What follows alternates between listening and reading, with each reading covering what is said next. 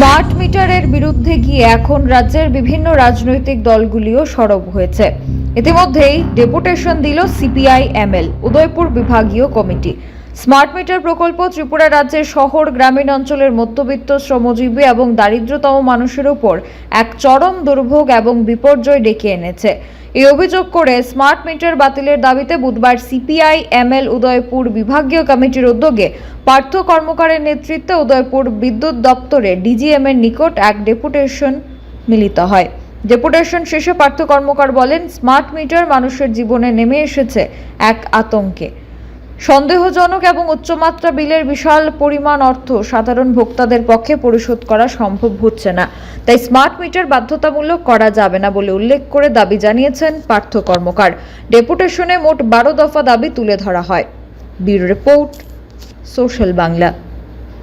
কি কারণে আপনারা ডেপুটেশনে দিতে আসলেন? আমরা ডিজিএম এর কাছে মূলত স্মার্ট মিটারের যে বিড়ম্বনা, বিশেষত মধ্যবিত্ত, নিম্ন মধ্যবিত্ত, শ্রমিক এবং দরিদ্রতম মানুষ, তাদের জীবনে যে বিপর্যয় নেমে এসেছে, যে স্মার্ট মিটার, তার উচ্চমাত্রার বিল, এবং দেখা যাইতেছে যে সন্দেহজনক বিল, বারংবার বিল আইতেছে, ঠিক আছে, এগুলো মানুষের জীবনে একটা চরম বিপর্যয়।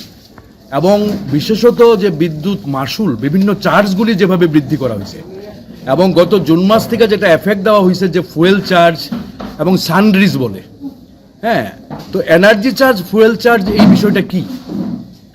তো এগুলো তো মানুষের কষ্টার্জিত অর্থ লুণ্ঠন করার চেষ্টা।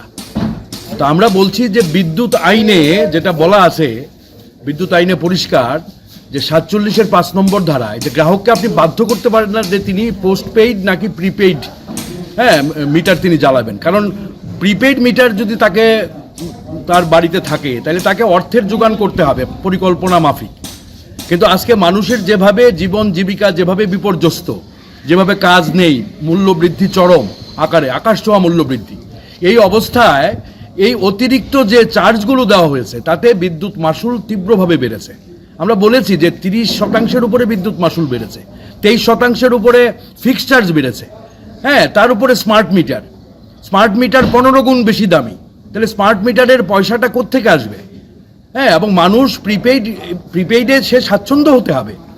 কাজে আমার গ্রাহক হিসাবে আমার যে স্বাধীনতা, আমার যে প্রাইভেসি, ব্যক্তিগত পরিসর, এইটা কেন আমি হারাবো? আমাকে পোস্টপেইড মিটার ব্যবহার করার অধিকার দিতে হবে, এটা কেড়ে নেওয়া যাবে না।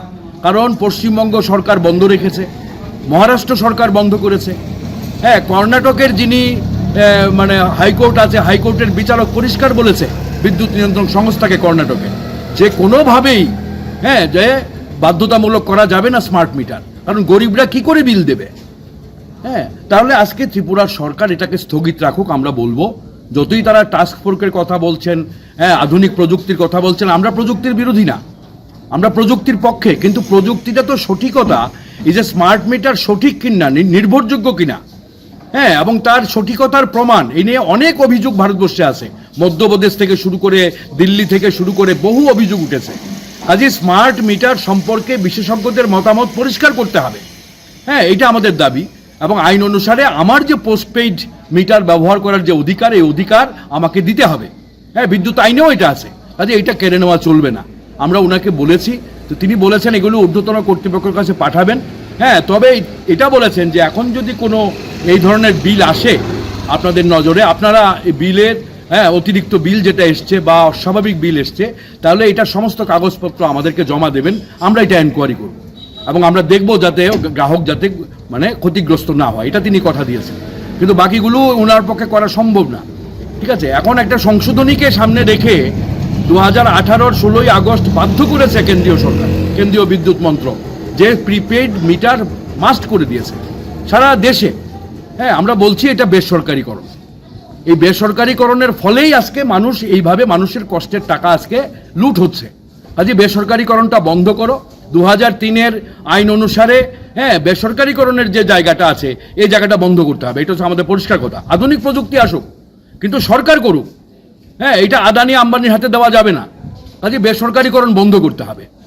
এগুলো আমরা পরিষ্কারভাবে আজকে 12টা দাবি রেখেছি এবং আমরা এগুলোর জবাব চাই। না হলে আমরা আদালতে যাব এবং বড় ধরনের আন্দোলনে আমরা যাব, এটা আমরা পরিষ্কার বলেছি।